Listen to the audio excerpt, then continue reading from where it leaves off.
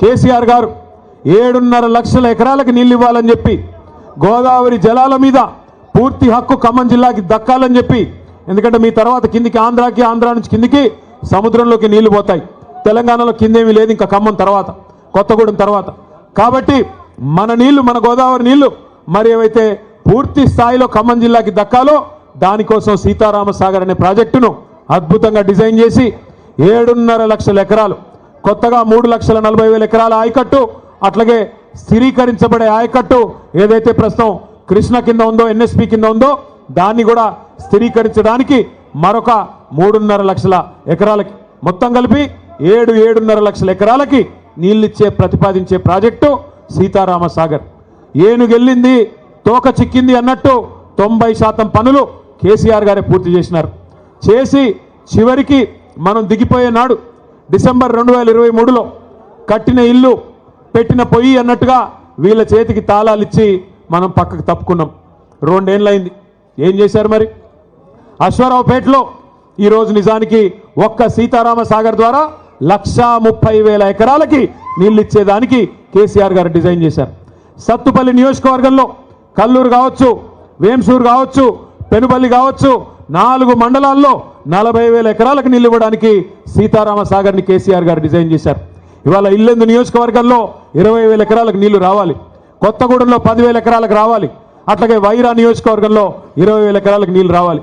కానీ ఇల్లెందును కట్ చేసి, ఇల్లెందుకి నీళ్లు పోకుండా చేసి ఇవాళ అక్కడి నుంచి కూడా అఖిలపక్ష నాయకులు వచ్చిన్నారు, మా కాలువలు లేకుండా చేస్తున్నారు, మా నీళ్లు రాకుండా చేస్తున్నారని చెప్పి ఇల్లెందును కట్ చేసి ఇవాళ కేసీఆర్ గారి ఉద్దేశంతోనైతే ఖమ్మం జిల్లాని సస్యశ్యామలం చేయాలి, గోదావరి జలాలతో తలపెట్టారో ఒక్క అడుగు కూడా ముందుకేయకుండా, ఒక్క పని కూడా చేయకుండా కేవలం కమిషన్ల కోసం మాత్రమే ఈ జిల్లాలోని 3 మంత్రులు ఇవాళ పనిచేస్తూ ఉన్నారు. వాస్తవానికి 2 ఏళ్లలో ఏం జరిగింది, ఏం ఒరిగింది తెలంగాణకి అంటే ఒక్క మాటలో చెప్పేయచ్చు.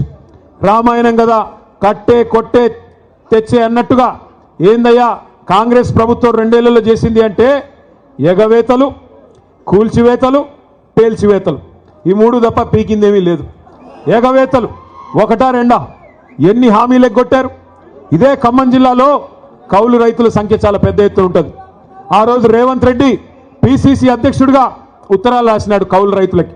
ఏమని? కేసీఆర్ గారు భూ యజమానులకే ఇస్తున్నారు రైతు బంధు, మీరు నాకు అవకాశం ఇవ్వండి, ఖమ్మం జిల్లా నుండి నాకు 9 సీట్లు ఇవ్వండి, ఇచ్చినట్టయితే 22 లక్షల మంది కౌలు రైతులకి నేను ఇస్తాను రైతు బంధు అంటూ ఆ రోజు రేవంత్ రెడ్డి ఉత్తరం రాసినాడు.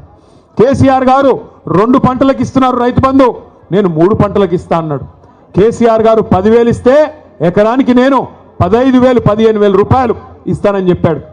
ఇప్పటికి ఎన్నిసార్లు ఇచ్చాడు రైతు బంధు?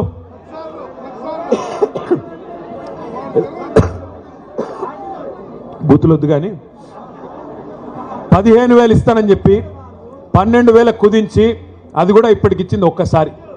2 సార్లు ఎగ్గొట్టిండు. మొదటిసారి కేసీఆర్ గారు పెట్టిందే ఆ 5,000 రూపాయలు ఇచ్చాడు తప్ప ఒక్కసారి.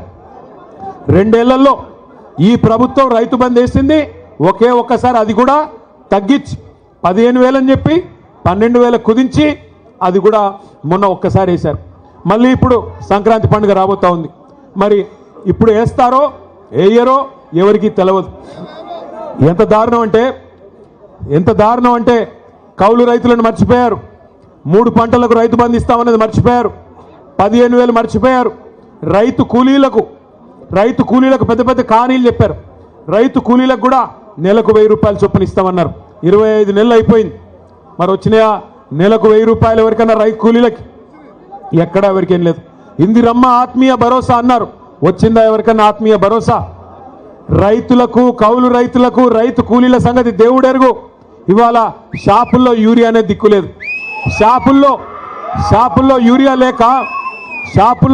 లేక యూరియా కోసం లైన్లు కడుతుంటే రైతులు, మరి మన తమ్ముళ్ళందరూ వీడియోలు తీసి వాట్సాప్లలో పెడుతుంటే ప్రభుత్వం పరువు పోతుందని చెప్పి ఒక కొత్త నాటకానికి శ్రీకారం చుట్టారు. ఏమని? యాప్ అంట. యాప్లో వస్తుంది. యాప్లో ఎప్పుడు వస్తుంది? షాపులో ఉంటాయి కదా, అక్కడ షాపులోనే లేదు, యాప్లో ఎడికెళ్ళి వస్తుంది. ఇప్పుడు ఈ యాప్ కూడా పనిచేయట్లేదు. యాప్ పనిచేయకపోతే ఇప్పుడు కొత్త నాటకం మళ్ళోటి, కార్డు అంటే కార్డు. ఇక గ్యారంటీ కార్డులు అయిపోయినాయి, యూరియా కార్డు కావాలంటే ఇప్పుడు. మరి నేను అడుగుతా ఉన్నా, ఒక్కసారి ఖమ్మం జిల్లా రైతన్నలు ఆలోచించాలా? కేసీఆర్ గారు 10 ఏళ్ళు పరిపాలించినప్పుడు ఏ యాప్ అవసరం పడలేదు, ఏ కార్డు అవసరం పడలేదు. ఆటో వాడికి 4 రూపాయలు ఇస్తే బాయి కాడికి తీసుకొచ్చి బంగారం లాగా 6 కావాలంటే 6, 10 కావాలంటే 10 యూరియా బస్తాలు బాయి కాడికే వచ్చేది. మరి ఈరోజు ఈ దౌర్భాగ్యులు వచ్చిన తర్వాత, ఈ వ్యవసాయం తెలవని ముఖ్యమంత్రి గారు వచ్చిన తర్వాత, నీళ్ల గురించి కనీస అవగాహన లేని ముఖ్యమంత్రి వచ్చిన తర్వాత రైతన్నలకి ఈ కష్టం వచ్చి పడింది. నేను ఏదో దుగ్ధతోనో బాధతోనో మాట్లాడడం లేదు. నేను ఎందుకు చెప్తా ఉన్నానంటే, థ్యాంక్ యూ, ఎందుకు చెప్తా ఉన్నా అంటే ఈ ముఖ్యమంత్రి గారికి నదీ జలాల మీద కనీస అవగాహన లేదు. గోదావరిలో, కృష్ణా నదిలో మన హక్కుల గురించి కనీస అవగాహన లేదు. గోదావరి ప్రవహిస్తే ఉమ్మడి ఆంధ్రప్రదేశ్లో మనకి అక్కడ బాసర అవతల ఎంటర్ అవుతే ఇక్కడ భద్రాచలం దాకా ఉంటుంది. 79% ఉమ్మడి ఆంధ్రప్రదేశ్లో కూడా గోదావరి పరివాహక ప్రాంతం తెలంగాణ ప్రాంతంలో ఉంటుంది.